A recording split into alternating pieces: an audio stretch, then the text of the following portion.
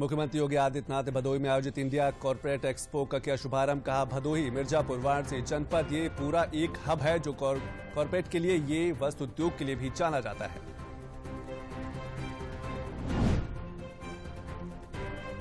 भारत निर्वाचन आयोग ने आज दिल्ली में प्रेस कॉन्फ्रेंस कर मिजोरम, छत्तीसगढ़, मध्य प्रदेश, राजस्थान और तेलंगाना के विधानसभा चुनाव को लेकर तिथियों की घोषणा की।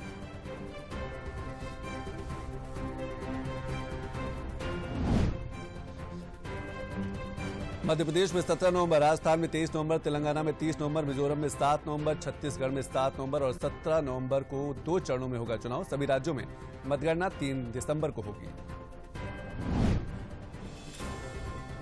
तंजानिया की राष्ट्रपति सामिया सुलूहु हसन और पीएम मोदी के बीच हुई द्विपक्षीय वार्ता। दोनों देशों के बीच कई अहम समझौतों पर बनी सहमति।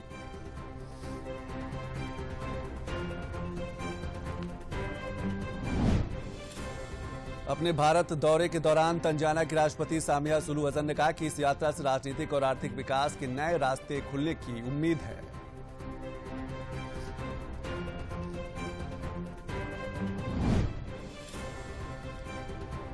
इजरायल पर हमले के बाद जवाबी कार्रवाई में वहां की सेना को आतंकी संगठन हमास के खिलाफ मिली बड़ी सफलता। इजरायली फोर्स ने म्यूजिक फेस्टिवल पर भयावह हमला करने वाले हमास के naval commander Mohammed Abu Ali को उठा लिया।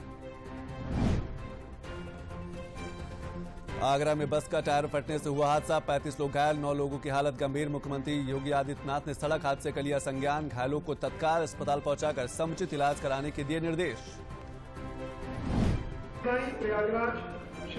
आज विश्व डाक दिवस मनाया जा रहा है। आज से 13 अक्टूबर तक राष्ट्रीय डाक सप्ताह का भी आयोजन किया जा रहा है। विश्व डाक दिवस की इस वर्ष की थीम टुगेदर फॉर ट्रस्ट।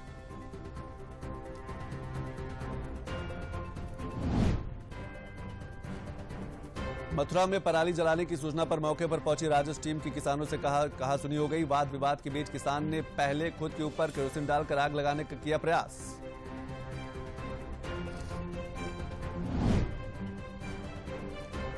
मुख्यमंत्री योगी आदित्यनाथ ने कहा कि जब 500 वर्षों के बाद राम मंदिर वापस लाया जा सकता है तो हम सिंध भी वापस ला सकते हैं। कहा, सिंध समाज को अपने इतिहास से वर्तमान पीढ़ी को परिचित कराने की जरूरत। उप मुख्यमंत्री केशव प्रसाद मौर्य ने कहा कि विपक्ष का एजेंडा सिर्फ भाजपा का विरोध है। विपक्ष के पास न नेता है न कोई नीति, विपक्ष की नीयत में है खोट।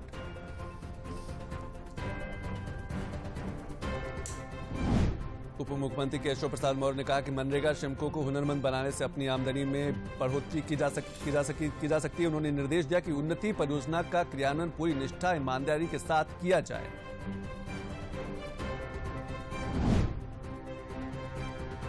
प्रदेश की पूर्व मुख्यमंत्री और बसपा सुप्रीमो मायावती ने बसपा संस्थापक काशीराम की उनकी पुण्यतिथि पर आज लखनऊ में उनकी प्रतिमा पर श्रद्धा सुमन अर्पित किए।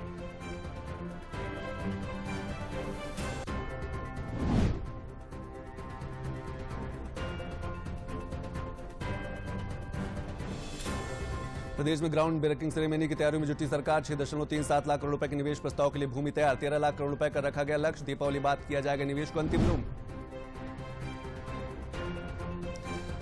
वाराणसी में 16 अक्टूबर को पहले national food and agriculture trade expo 2023 की शुरुआत होगी। एक्सपो 5 दिन तक चलेगा, जिसमें बीएचयू के एग्रीकल्चर ग्राउंड पर देश भर के 500 से ज्यादा कंपनियां, वैज्ञानिक और किसान जुटेंगे। राज्य सरकार ई वाहन को बढ़ावा देने के लिए प्रदेश के सभी बड़े शहरों के हर मोड़ पर ई चार्जिंग की देने जा रही है सुविधा। 17 नगर निगमों में 203 ई चार्जिंग स्टेशन की होगी व्यवस्था।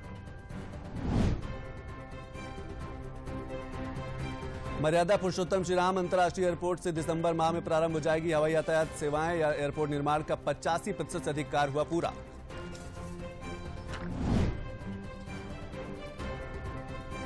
प्रदेश में सेफ सिटी परियोजना को धरातल पर उतारने के लिए सरकार की ओर से युद्ध स्तर पर किया जा रहा है काम। परियोजना के तहत नजर रखने के लिए 22,000 कैमरों की गई है पहचान। मां चंद्रिका देवी मंदिर परिसर का किया जाएगा सौंदर्यीकरण। प्रदेश में धार्मिक पर्यटन को बढ़ावा देने के क्रम में मंदिर परिसर के लिए शासन को 6.46 करोड़ रुपए का भेजा गया प्रस्ताव। लखनऊ में पर्यटकों के लिए इलेक्ट्रिक सिटी बसें चलेंगी और धरोहरों की सैर कराएंगी। इलेक्ट्रिक सिटी बसें रूमी दरवाजा, इमामबाड़ा, शाही तालाब, रेजिडेंसी की सैर कराएंगी। पहले चरण में पर्यटकों के लिए 2 बसें चलाई जाएंगी।